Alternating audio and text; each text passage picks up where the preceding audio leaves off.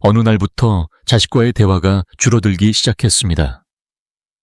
예전에는 학교에서 있었던 일이나 친구와의 다툼 같은 사소한 이야기까지 자연스럽게 나누었는데 어느 순간부터 방 안으로 들어가 문을 닫고 좀처럼 나오지 않으며 말도 점점 줄어들었습니다. 처음에는 바쁘겠거니 사춘기겠거니 생각했지만 시간이 흘러도 나아지지 않았고 집안은 점점 조용해졌습니다. 식탁에 마주 앉아도 휴대폰만 바라보는 아이의 모습에 무슨 말을 해야 할지 몰라 말없이 밥만 먹는 시간이 늘어났습니다. 때로는 답답한 마음에 말을 꺼내도 돌아오는 대답은 몰라요, 괜찮아요 같은 짧은 말뿐이었고 그 말조차 피곤하고 귀찮다는 느낌이 묻어나 부모로서 서운한 감정이 차오르곤 했습니다.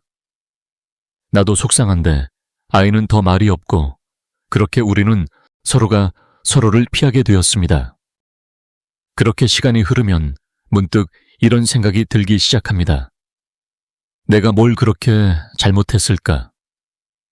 어릴 때는 그렇게 잘 따르던 아이였는데 언제부터 나를 멀리하게 된 걸까?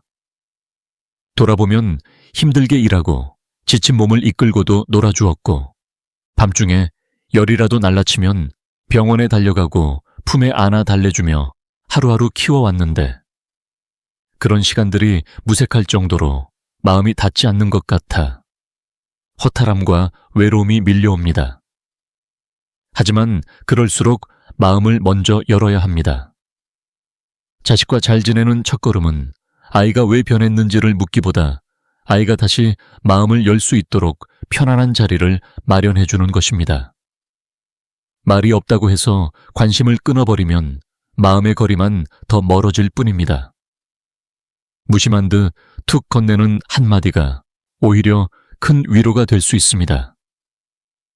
요즘 어떤 일이 가장 즐거웠어? 라는 말 한마디도 아이에게는 내 이야기를 들어주고 싶어 하는 사람이 있구나 라는 따뜻함으로 전해질 수 있습니다. 처음엔 대답이 없을 수도 있고 어색한 침묵이 흐를 수도 있지만 그 시간조차도 부모가 인내하며 기다려야 관계의 문이 열릴 수 있습니다. 그리고 가장 중요한 것은 아이를 비교하지 않는 것입니다. 너는 왜 그 친구처럼 못하니? 라는 말은 아이에게 칭찬처럼 들리지 않습니다. 오히려 있는 그대로의 모습을 부정당했다는 상처로 남을 수 있습니다. 너는 너대로 잘하고 있어 라는 말이 때로는 수십 마디의 조언보다 더 큰 힘이 됩니다. 자식을 위한다는 마음으로 던지는 말이 때로는 아이의 마음을 닫게 만들기도 합니다. 간섭이 아닌 관심이 되기 위해서는 말보다 태도가 중요합니다. 판단이나 충고보다 먼저 들어주는 자세가 필요합니다. 부모가 먼저 진심으로 다가가면 아이는 그 진심을 느낄 수 있습니다.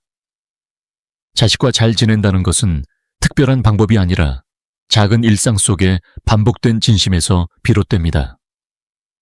아이가 좋아하는 음식을 같이 먹고 좋아하는 드라마를 함께 보며 한 가지라도 공통의 이야깃거리를 만들어 보려는 노력이 필요합니다.